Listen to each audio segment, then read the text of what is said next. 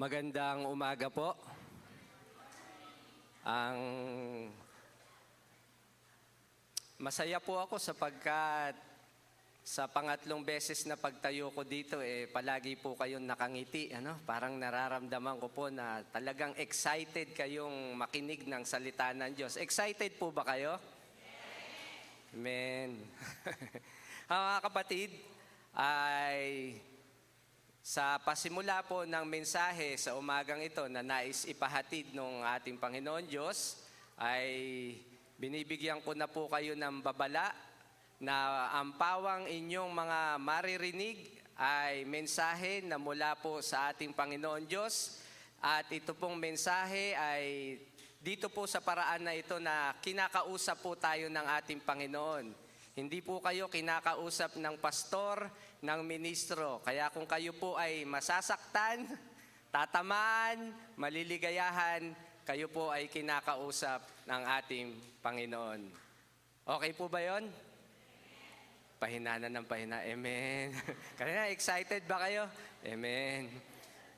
Kayo ba, parang mukhang may mabibigat na sasabihin si pastor. Wala po. Ang Diyos po ang magsasalita sa atin. Ang Diyos po ang kakausap sa atin. Umpisahan po natin sa isang kwento. Meron pong isang kapilya sa malayong lupain. Sa ibang bansa po ito.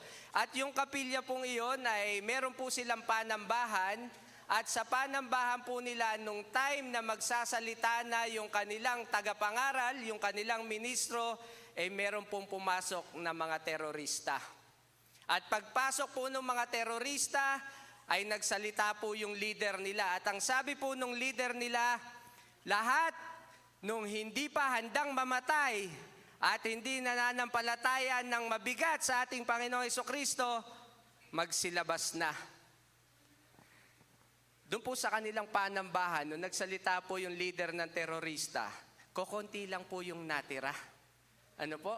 Hindi pa sila handa sigurong mamatay. At sabi po nung leader, mahal na tagapangaral, maaari nyo na pong simulan ang pagpapahayag ng salita ng Diyos. Wala na po yung mga mapapanggap. Wala na po yung mga hindi pa handang mamatay. Ito po ay isang maikli at simpleng question. Ang nais ko pong itanong, kung dito po kaya sa Tagaytay Church of Christ ay may papasok na mga terorista at ganun din ang sasabihin, magsisilabas po ba kayo? Wala nang amen.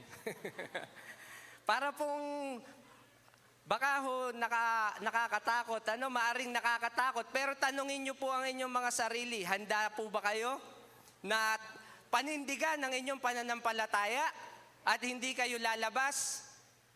Baka kami na lang po ni Pastor Emma nang maunang lumabas.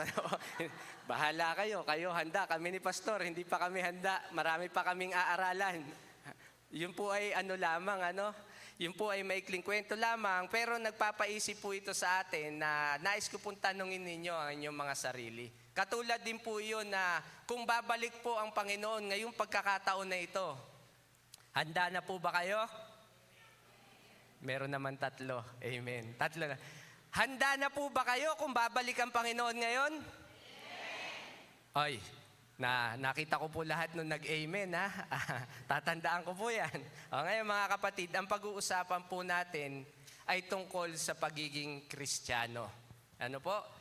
Tungkol po ito sa kung paano dapat ang ginagawa ng isang Kristiyano o ng isang mananampalataya. Marami na po tayong narinig na mensahe. Wala na pong bagong mensahe. Lahat ng mensahe ng Panginoon, napakinggan na po natin.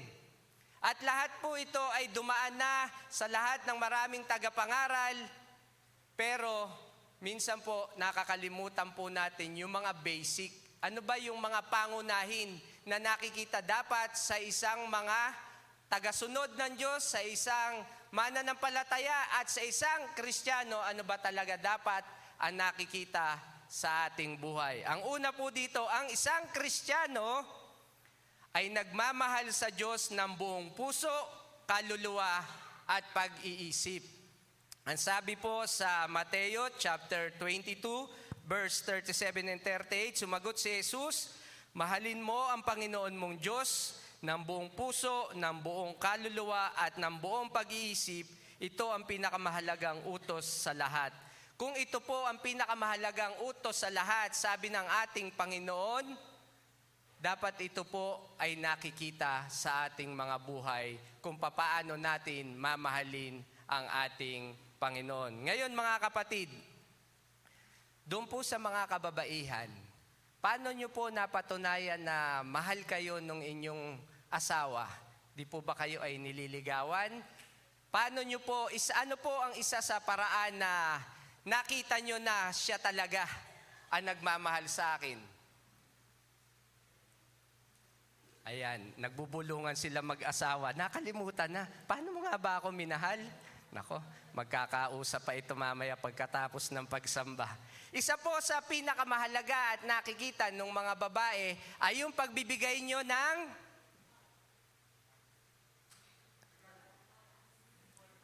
regalo. At ang pinakamahalagang regalo ay oras. Tama po ba? Nakikita niyo po ba ang effort ng isang tao sa pamamagitan ng pagbibigay niya ng panahon, pagbibigay niya ng oras? Ano po, yung mga babae, kayo po ay nililigawan, hindi man lang kayo masundo kung nasaan kayo. Maniniwala po ba kayong mahal kayo? Sasabihin niyo, mahal kita pero wala naman panahon sa'yo. Parang hindi po totoo, no? Kaya sa isang Kristiyano, ganun din po, mga kapatid, yung pagbibigay natin ng oras sa Panginoon, ay yan po ay nagpapakita ng pagmamahal natin sa ating Panginoon. Ang nagmamahal ng tapat ay nagbibigay ng oras at panahon. Ang pinakadakilang regalo na may bibigay mo sa sinimuan ay ang iyong oras, dahil ang iyong oras ay ang iyong buhay. Tatanungin ko po kayo, lahat po tayo, ano po ang pipiliin nyo?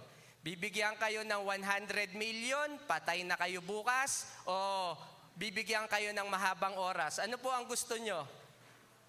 100 million, taas ang kamay.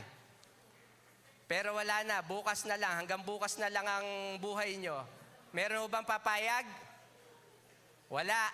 1 linggo, 100 million, 1 linggo na lang ang buhay nyo. Wala din. Kasi gusto pa nating mabuhay. Mas gusto talaga natin yung oras. Kaya mga kapatid, ganon din po sa ating Panginoon Diyos. Ano po? Yung ating pong oras ay hinahanap sa atin ng ating Panginoon Diyos. Sabi nga po dito, a better way to spell love is T-I-M-E. Time. Ano po? Yun ang pinakamagandang spelling ng love. T-I-M-E, which is time. Ngayon po, sa ating pong lahat, masasabi ba natin na mahal tayo ng isang tao kung wala siyang panahon para sa atin? Ganon din po ang ating Panginoon Diyos. Masasabi ba natin o masasabi ba ng Panginoon, mahal na mahal ako ng anak kong ito, pero nakikita naman niya na wala siyang panahon sa kanya. Ganito po, kamusta po ang oras na ibinibigay nyo sa Diyos? Tanungin ko po kayo, kapag ka po ba nagbibigay kayo ng oras para sa Diyos, sino po ang nakikinabang? Tayo rin, di po ba? So pag nagbibigay po tayo ng oras at panahon sa Diyos, tayo po ang nakikinabang. Ano po? So mga kapatid, ito na po yung mga katanungan na minsan ayaw po nating marinig. Gaano kahaba ang panahon mo sa pagbabasa ng banal na kasulatan kung nagbabasa ka? Taas po ang kamay na hindi nagbasa sa loob ng 1 linggo. Ayan, nagbasa sila lahat, wala nagtataas ng kamay. Talaga naman, ano po, yan po talaga ang mga mananampalataya, nagbabasa ng Biblia. Ayan. Mga kapatid, hindi po kasama dito yung nakabasa ka sa Facebook. Kasi ang pinag-uusapan po natin dito, babaguhin ko na lang po yung tanong, sino po dito yung intensyon niya talaga na magbasa ng banal na kasulatan? Yung 2 minuto sa loob ng 1 linggo sa pagbabasa ng Bible. Naniniwala po ako lahat tayo. Kasi habang nagpe-Facebook, biglang may nag-pop up. Ano po? yung mga reminders na talata, nababasa po natin. Pero yung talagang naglaan ka talaga ng oras para magbasa ng Biblia. Ano po ba ang nabasa natin ngayon? Nabasa po ba natin? Sino nakabasa ng mga beauty tips? Sino po ang nakabasa ng mga comment, tapos nag-comment din? Ano po? So mga kapatid, lalagyan po natin sa ating buhay yung oras natin na magbabasa po tayo ng banal na kasulatan. Ikalawa po, gaano kadalas ang pakikipag-usap ninyo o natin sa ating Panginoon Diyos? Sino po yung palaging nananalangin? Ayan, meron pong 3. Naniniwala naman po ako, lahat tayo nananalangin. Kasi po lahat tayo dumadanas ng hirap. Kailan po ba tayo nananalangin? Kapag tayo ay nahihirapan, kapag tayo ay may hinihingi sa Diyos, kapag tayo ay natatakot, nananalangin po tayo. Kaya wala pong question. Alam ko lahat po tayo ay nananalangin at nakakapagbigay ng oras sa pananalangin. Ano po? Sino po ang nananalangin ng nakakatulog? Kasi po sa pagbibigay po natin ng panahon, ang kailangan pong ibigay natin sa ating Panginoon Diyos ay quality time. O, yung nanalangin nung nakatulog. O, yung mga nauna ng sumubo, bago nanalangit ang pagpasalamat, meron po ba? Meron po. Lahat po tayo ay nagkukulang dyan. At wala pong exempted. Kaya po ipinapaalala ng banal na kasulatan na kinakailangan po mayroon tayong oras ng pananalangin. Ito po yung 3. Gaano kadalas dumalo ng mga gawain para sa Panginoon? Ayan, dito po ako nakikiraan. Lahat po tayo ay may pagkukulang dito. Hindi lang po kayo. Tayo pong lahat ay magpagkukulang. Ngayon, ang tanong po, sino po yung late? Taas ang kamay. Aba, walang late? Wala po bang late? Titignan ko po. Kanina ko po naggawa ko ng listahan, mga kapatid. Ito po. Yung dumating po dito ng 8:00 at bago magsimula ang gawain ng bago magpaawit, alam niyo po kung ilan? 12. Ilan na po tayo ngayon? Siguro po may 80 o may 100. Sabihin natin, kasama bata may 100. So, yung 88, late. Ano po? Yung 12, ayan, ini-encourage lang po tayo ng ating Panginoon na aga-agahan naman po natin. Sino po yung excited na pumunta ng bahay-sambahan na talaga namang Sabado pa lang nagpaplansya na? Sabado pa lang ginagawa na niya yung lahat ng dapat gawin. Meron pong isa, ano po? May palagay ko may yung 12. Iniisip ko excited sila kasi maaga talaga sila, ano po? 3 po doon, elder, at saka yung kanilang mga asawa. Maaga po sila, ano? Mga kapatid, gaano po, bukod po sa pagsamba ng linggo, sino po ang nakakapagbigay pa ng panahon para sa gawain ng ating Panginoon? Pastor, hindi naman namin alam yung mga gawain. Hindi niyo po ba talaga alam? Nagkukulang lang po talaga tayo ng panahon. Siguro po ay nagkukulang tayo ng panahon na ibinibigay sa ating Panginoon Diyos. Ano po? Doon po sa pagdalo natin sa mga gawain, doon po yung ibinibigay nating panahon para sa ating Panginoon. At sa pagdalo po natin, Diyos ba ang natututo o tayo? Tayo po ang natututo. Tayo ang nakikinabang. Ganun po kabuti ang Panginoon Diyos. Hinihingan niya tayo ng panahon, magbigay ng panahon sa Kanya. Pero yung ibinibigay nating panahon para sa ating Panginoon Diyos, tayo rin pong lahat ang nakikinabang. Sabi po dito, ang mga Kristiyano daw po, kadalasan ay busy, madaming ginagawa at madaming pangangailangan. Pastor, hindi ko maiuna yan kasi marami akong pangangailangan. Pastor, hindi ko makaka-attend yan kasi kailangan kong gawin to, kailangan kong tapusin ito dahil sa mga pangangailangan namin. Ano po ba ang sinasabi ng Biblia para sa ating mga pangangailangan? Ang sabi po sa Mateo chapter 6 verse 33, kaya unahin ninyo ang mapabilang sa kaharian ng Diyos at ang pagsunod sa Kanyang kalooban at ibibigay niya lahat ng pangangailangan ninyo. Pagdating po sa pangangailangan natin, ang Diyos po ang nagbibigay niyan.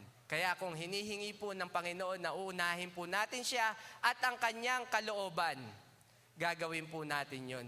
Pag sinabi pong ang kalooban ng Panginoon ang ating gagawin, sa lahat po ng ginagawa natin sa araw-araw, iisipin natin kung ano yung kalooban ng ating Panginoon Diyos. At pag ginawa natin yun, ibinibigay natin yung panahon natin sa ating Panginoon Diyos sa pamamagitan ng paggawa ng kanyang kalooban. Sa araw-araw po ay nakakapagbigay tayo ng panahon sa ating Panginoon Diyos kung pinipili nating sundin ang kanyang kalooban. Sabi pa po dito, sino po dito yung nakapaglaan ng isang oras para sa Panginoon sa loob ng isang linggo? Ay, lahat po nang andito sa loob ay sobra pa. Kasi ang ating pong pagsambay, 1 oras at kalahati. Minsan 2 oras. Lagpas po tayo doon. Eh yung 5 oras po sa isang linggo. Wala po. Alam ko po meron, pero napapagod lang po kayo na magtaas ng kamay. Pero alam ko po, meron pong nakakagawa nito, mga kapatid. Ano po? So, dako na po tayo sa pangalawa. Iwanan na po natin ito. Yung ikalawa po, nagmamahal sa kanyang kapwa. Ang Kristiyano ay nagmamahal sa kanyang kapwa sa verse 39 ng Mateo 22. At ang ikalawang pinakamahalagang utos ay katulad din nito, mahalin mo ang iyong kapwa katulad ng pagmamahal mo sa iyong sarili. Sa paano po ba nating paraan maipapakita yung pagmamahal natin sa ating kapwa? Napakarami pong paraan para maipakita natin kung gaano natin kamahal yung ating kapwa. Doon sa ating kapwa, kasama po dito yung ating pamilya, yung ating kaibigan, at yung ating mga nakakasalamuha. Ito po yung ating kapwa. At sa pagpapakita po natin ng pagmamahal sa kanila, una po dito, syempre, ganun din po yung oras, and then take time to pray for them. Ano po, ang panalangin sa iyong kapwa ay isang mabuting paraan para maipakita ang pagmamahal mo sa kanya. It is a loving act to pray for someone and join them in taking the pain of their heart to God. Mga kapatid, alam ko po tayong lahat ay nagbibigay ng payo dun sa kapwa natin, dun sa mga kaibigan natin, dun sa mga kapamilya natin na dumadaan sa pagsubok. Tayo po ay nagpapayo sa kanila. Ano po ang pinapayo natin? Kadalasan, pag Kristiyano, maririnig mo sa kanila, lakasan mo lang ang loob mo at manalangin ka sa Diyos. Tama po ba? Yun po ang pinapayo natin, tama po? Napaka-importante po nun, mahalaga po yun. Pero ang mahalaga po, bukod sa pagpapayo natin, ang i-o-offer po natin sa kanila, kapag ka sila ay dumadating sa ganoong pagkakataon, halika at manalangin tayo. Ano po? Sa ganoong paraan pa lamang na ipapakita natin yung pagmamahal natin sa ating kapwa. Kasi tinuturo natin sa Kanya at sinasamahan natin siya sa paglapit natin sa ating Panginoon Diyos para manalangin. At isa sa pinakamagandang bagay para makita ng iyong kapwa na mahal mo siya ay samahan mo siyang manalangin. Ikalawa po, take time to listen. Ayan. Kung tayo po ay nagpapayo at nagsasabi ng mga magagandang bagay na kung ano ang dapat gawin, ganun din po dapat. Dito po sa ating mundo, napakarami pong mga namumroblema ng tao na naghahanap ng makikinig sa kanila. At ang Kristiyano po ay may i-o-offer niya ang bagay na ito, yung pakikinig. Sino po dito yung pag may nagkukwento sa kanya ay singit ng singit? Hindi pa tapos yung sinasabi sa kanya, sumisingit na, ini-interrupt na. Ano po? Meron po tayong mga nakakausap na gano'n, di po ba? Nagkukwento ng problema niya yung kanyang kapwa-tao. Ang gagawin niya, sisingit na agad. Ako nga din, kumari, may problema ako, kaya wag mo akong uutangan, ha? May problema din ako. So, ganun po ba ang Kristiyano? Ganun po ba ang dapat marinig sa atin? Ganun po ba yung dapat natin gawin? Ang Kristiyano po, nakikinig siya sa mga nararanasan ng kanyang kapwa. Nakikinig siya sa problema. Kasi kilala ka niya na Kristiyano ka eh. Kaya lumapit sa iyo yan. Eh ngayon, hindi na nakapagsalita, hindi pa natatapos yung mga sinasabi, sumisingit na tayo. So kinakailangan po, magbibigay tayo ng panahon makinig mabuti doon sa mga nangangailangan ng pakikinig natin. Ikatlo po, ang sabi dito, yung salita ng Kristiyano, mapanghahawakan. Ano po? At ako po ay nagpapasalamat dahil dito po sa taas ay nakikita ko po yung ating mga dinalaw at sinabi nila na sasamba sila sa linggo. Andito po sila ngayon. Ano po? Marami pong salamat nyo ngayon. Yan po ang salita ng Kristiyano. Pag sinabi niyang sasamba siya ng linggo, sasamba siya ng linggo. Medyo late lang po, Pastor. Ay, ito naman si Pastor, sumamba na nga ako, pinansin pa yung pagiging late ko. Next time, hindi na po yan malilate. Next time, hindi na po 12 tayo magsisimula. Maganda po bang tignan kapag ka nagsimula po tayo, ganito na agad tayo kadami? Masaya mo, di ba? Amen. Masaya po ba pag ganito kadami? Ayan. Ayan, sige po, tandaan nyo po, ang salita ng Kristiyano ay may panghahawakan. Yung mga nag-amen, titingnan ko po kayo kung andito kayo ng alas 8 sa linggo. Ano po? So, ganun po, kailangan ang salita mo ay salita mo. Isang paraan para maipakita mo yung pagmamahal mo sa iyong kapwa ay yung pagtupad ng mga sinasabi mo. Ano po? Sino dito yung mga napangakuan na mamahalin habang buhay pero nabigo? Meron na po ba? Sino po dito yung mga napangakuan ng tatay na bibilan ng laruan nung siya'y bata pa pero nabigo? Sino po dito yung napangakuan na ipagluluto kita ng masarap na ulam pero nabigo? Kapag ka po ang salita ay nanggaling sa isang Kristiyano, naniniwala po ako kapag Kristiyano nagsabi sa inyo, na gagawin niya isang bagay, gagawin niya talaga ang isang bagay. Kaya tatandaan po natin mga kapatid, lalo na po kung tayo ay nakikipag-usap sa mga hindi mananampalataya at hindi natin kasama, wag niyo pong sisirain kung ano man po yung nabitawan yung salita. Ano po? Dahil ang salita ng isang Kristiyano ay mapanghahawakan at ito ay isang paraan niya para ipakita ang kanyang pagmamahal. Ikaapat po ay ipinaparamdam ng isang Kristiyano na ang isang tao ay importante. Bakit po ba may mga miyembro na nawawala sa iglesia? Bakit po ba may mga samahan na nawawala yung ibang miyembro? Bakit po? Kasi hindi nila nararamdaman yung importansya nila. Ano po? Hindi nila nararamdaman yung halaga nila. Hindi nila nararamdaman yung halaga ng kakayanan nila. Hindi nila nararamdaman na kung ano man ang maitutulong niya ay mahalaga yon. At hindi niya nararamdaman na importante siya. Kaya mga kapatid, bilang isang Kristiyano, sa pagpapakita natin ng pagmamahal, kinakailangan ipararamdam natin sa isang tao na siya ay importante at mahalaga. Tingnan nyo nga po yung mga katabi nyo. Yan. Tingnan nyo po. Ganyan po sila kaimportante, mga kapatid. Ano po? Huwag nyo pong titigan ng masama. Tignan nyo lang. Tinititigan. Ganyan po kaimportante yung mga taong katabi nyo.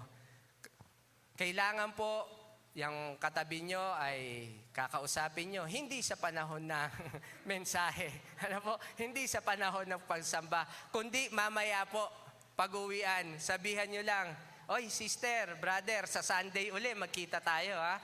So kapag lumalabas po tayo na ganoon, pinaparamdam natin na importante sila, kinakamayan natin sila, kinakausap natin sila, nararamdaman nila na importante sila. At sila ay magpapatuloy kasi nakakaramdam sila ng pagmamahal na mula sa pagbibigay mo ng importansya sa kanila. At sa kahuli-hulihan po sa pangalawang dibisyon, hindi pa po tayo kahulihan, no? Sa pangalawang dibisyon, bring them to Christ. Isa sa pinakamahalagang bagay para maiparamdam mo sa isang tao ang iyong pagmamahal ay dalin mo siya sa Panginoon. Ipagdamot mo na yung iyong kayamanan. Ipagdamot mo na lahat ng meron ka. Ipagdamot mo na lahat ng ayaw mong ipahiram o ibigay sa iyong kapwa, pero huwag mong ipagdadamot sa kanila yung kaligtasan na meron ka, sapagkat yan ang pinakamahalagang bagay na maibibigay mo sa isang tao na mahal mo. Ang kaligtasan na tinanggap mo sa Diyos ay kinakailangan ibigay mo rin sa iba at ipakilala mo ang Panginoong Hesukristo sa kanila na siyang makakapagligtas sa kanila. Kaya po ba natin gawin yon? O sa pastor, yung salvation ko, secret pa lang muna eh. Ano po? Hindi ko pa ma-share. Kapatid, may bayad po ba yon? Yung salvation? Sino po dito yung tumanggap sa Panginoon Diyos ay siningil? At haawayin po natin yung pastor. Sino po dito yung tumanggap sa ating Panginoon Diyos ay nagbigay ng bayad? Wala po, di ba? Dahil ang kaligtasan po na ibinigay sa atin ng Panginoon Diyos ay libre. Yung kaligtasan na ibinigay sa atin ng Panginoon Diyos ay dahil tayo ay mahal niya. Dahil sa pagmamahal ng Diyos, yung kanyang bugtong na anak na si Hesukristo ay ibinigay niya para sa ikaliligtas nating lahat. Kaya kinakailangan yung tinanggap nating kaligtasan ay ibabahagi din po natin sa iba. At yun ang pinakamagandang halimbawa ng pagpapakita ng pagmamahal. Andito na po tayo sa 3 dibisyon at malapit na po tayong matapos, kaya konting tiyaga na lang po sa pakikinig at medyo kalabitin nyo nga po yung katabi nyo at sabihin nyo, magpatuloy ka sa pakikinig. Okay po, 3 na po tayo. Mamuhay katulad ng isang tunay na mananampalataya. Patay. Dito po tayo lahat nagkukulang. Lahat po tayo ay nagkukulang. Mataas po ang standard ng pagiging Kristiyano. Ano po? Mataas ang standard ng pagiging Kristiyano, kaya halos lahat po tayo ay nahihirapang makasunod. Pero naniniwala po ako na tayo ay nagtitiyagang makasunod paunti-unti. At narito po yung ilang bagay kung paano po natin na makikita ang standard ng pamumuhay ng isang Kristiyano. Sa Mateo 5, verse 38 and 39, ganito po ang ating mababasa. Narinig ninyo na sinabi nung una, mata sa mata, ngipin sa ngipin. Ngunit sinasabi ko sa inyo na huwag niyong gagantihan ng masama ang gumawa sa inyo ng masama. Kung sampalin ka sa kanang pisngi, iharap mo pa ang kaliwa. Sino po ang may kaya nun? Na pag siya'y sinampal, dito pa sa kabila, sampalin mo rin. Meron po bang may kaya nun? Ganon po kataas ang standard ng pagiging isang tunay na mananampalataya. Ang hirap po, na yung gumawa sa iyo ng masama, ang sabi ng Biblia, huwag mong gagantihan. Kaya po ba natin yon? Siguro yung mga bata nung araw, nung sinuntok, hindi na ako gaganti, malaki. Susumbong ko na lang sa tatay ko, yung tatay ko na lang ang gaganti.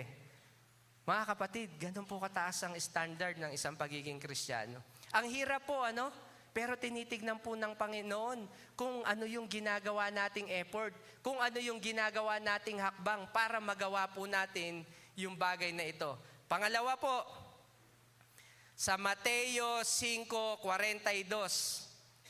bigyan mo ang nanghihingi at huwag tanggihan ang nanghihiram. Ayan. Kaya po ba natin yon? Lahat no nanghingi at nangungutang sa atin, huwag daw tatanggihan. Kaya po ba natin? Ikaw na lang mag-isa, pastor. Ang hirap po, Huwag daw tanggihan yung nanghihingi. Paano yung, yung mga professional na mapanghingi? May professional po bang mapanghingi?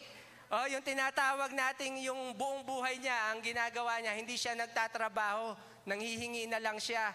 Alam naman natin na kilala siya sa barangay na mapanghingi. Tapos ang sabi, huwag mong tatanggihan. Araw-araw andyan. Kaya po ba natin? Si Lord naman, napakataas naman ng standard. Tinanggap po natin ito Tinanggap po natin maging isang Kristiyano, di ba? Ngayon, parang kinakabahan yung mga babautismuhan po mamaya. Ganun pala. Pastor, lalabas na kami. Hindi na kami magpapabautismo.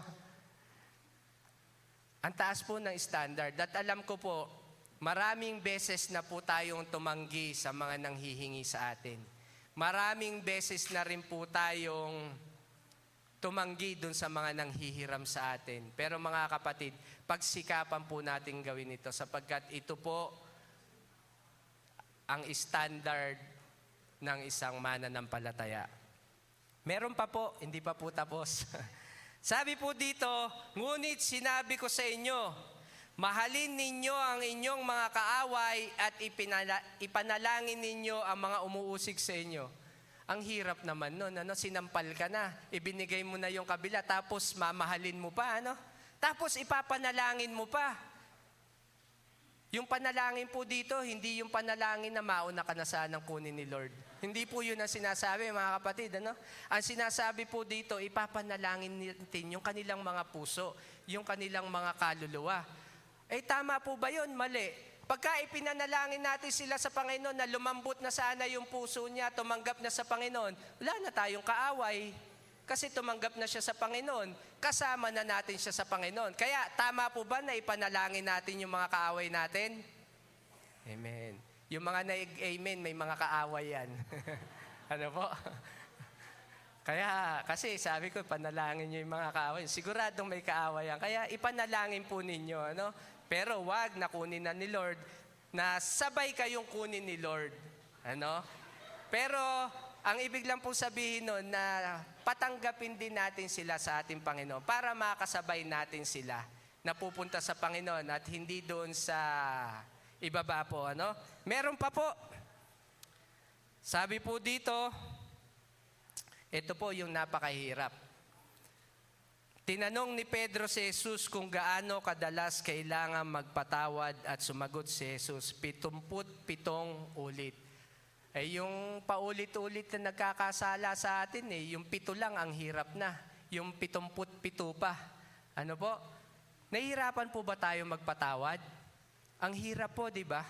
Lalo na yung paulit-ulit na gumagawa sa atin ng kasalanan, ang hirap pong patawarin. Pero ito po ang sabi ng banal na kasulatan. Ito po ang sinagot ni Jesus kay Pedro. 77. Hindi naman po yun hangganan. Ang ibig lamang po sabihin nito ay paulit-ulit tayong magpatawad. Yung pagpapatawad po ba para doon sa pinatawad natin o para din sa ating sarili? Para po sa ating sarili. Para din po yun sa ating sarili, mga kapatid. Kapag ka ikaw ay pirmes o steady na laging meron kang kagalit at hindi mo pinapatawad, sino po ang nahihirapan? Tayo po, di ba? Lalo na kapag mga kapitbahay natin ang kagalit natin. Araw-araw nating nakikita yan. Minsan tayo nahihirapan, hindi ako lalabas ng 7:30. 7:30 siya pumapasok ng opisina. Masisira ang araw ko pag nakita ko siya. Yan, tagal na, 8:30 na. Hindi pa lumalabas, hindi ka tuloy nakapasok. Late ka tuloy sa opisina. Tayo po ang nahihirapan, mga kapatid, kapag ka hindi tayo nagpapatawad. Ano po? Dito po, mga kapatid, sa pamamagitan po ng kilos at gawa natin, nakikita po doon yung pagiging Kristiyano natin. Nandoon yung pag-alala niya sa Panginoon, bagamat mahirap at maraming pagsubok, nandoon yung kapayapaan ng puso at isipan. Sino po dito yung humaharap sa maraming pagsubok ngayon? Wag na po kayo magtaas ng kamay. Alam ko po na meron tayo iba't ibang klaseng hinaharap na pagsubok. Pero kapag ka po inaalala natin ang ating Panginoon Diyos, ay meron po tayong kapayapaan. Kasi sa lahat ng tumanggap sa ating Panginoon Diyos, tayo ay lumalakad ng kasama ang ating Panginoon Diyos. Yung tumanggap sa Panginoon at hindi pa tumatanggap sa Panginoon, lahat yan ay sama-sama at pare-parehong lumalakad sa kahirapan at sa mga pagtitiis sa buhay. Pero ang pagkakaiba lang po ng Kristiyano sa hindi Kristiyano, tayo ay lumalakad na kasama natin ang ating Panginoon Diyos. Amen po ba? Ayan. Mga kapatid, sa pamamagitan po ng kilos at gawa natin, aalalahanin po natin ang ating Panginoon Diyos. At sa pamamagitan din po ng ating mga pananalita, lahat po tayo ay nagkukulang din dito, ano? Sa ating pong mga pananalita. Lalo na po kung tayo ay nabibigla, hindi po natin napipigilan ang ating mga pananalita. Mga kapatid, sa ating pong pananalita, ang mga Kristiyano, lagi pong may pagpapasalamat, ano? May mga Kristiyano po tayong nakikitang ganon. Halos naghihikahos na po sa buhay. Halos nahihirapan na sa sitwasyon na kanyang kinalalagyan, pero maririnig po pa rin sa kanya, mabuti ang Panginoon Diyos at hindi nagpapabaya ang Panginoon Diyos. Ano po? Napakagandang patotoo po noon. At sa kahuli-hulihan po, mga kapatid, sa kanyang pag-iisip. Yung una po, sa kanyang kilos at gawa, sa kanyang pananalita, at kahuli-hulihan ay sa kanyang pag-iisip. Ano po ba ang iniisip ng mga Kristiyano? Sino po yung gumising kanina at nag-isip, sino kaya ang matutulungan ko sa araw na ito? Sino kaya yung mabe-bless ngayong araw na ito dahil sa akin? Dahil ginamit ako ng Diyos para ma-bless. Meron po ba nag-iisip sa atin ganon? Alam ko po, meron na nag-iisip ng ganon sa atin. Ang isang mabuting Kristiyano, hindi lamang yung kanyang sarili, ang kanyang iniisip, kundi iniisip rin niya ang kapakanan ng kanyang kapwa.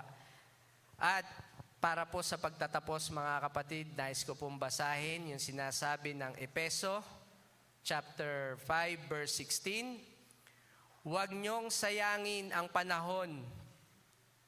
Gamitin niyo ito sa paggawa ng mabuti dahil maraming gumagawa ng kasamahan sa panahong ito. Sa dinami-dami po ng mga tao na gumagawa ng kasamaan sa mundong ito, ang kinakailangan gawin ng isang Kristiyano ay gumawa ng mabuti. At ang pinakamabuting magagawa ng isang Kristiyano sa kanyang buhay ay sundin niya ang sinasabi ng Panginoong Hesukristo na ipalaganap natin ang salita ng ating Panginoon Diyos.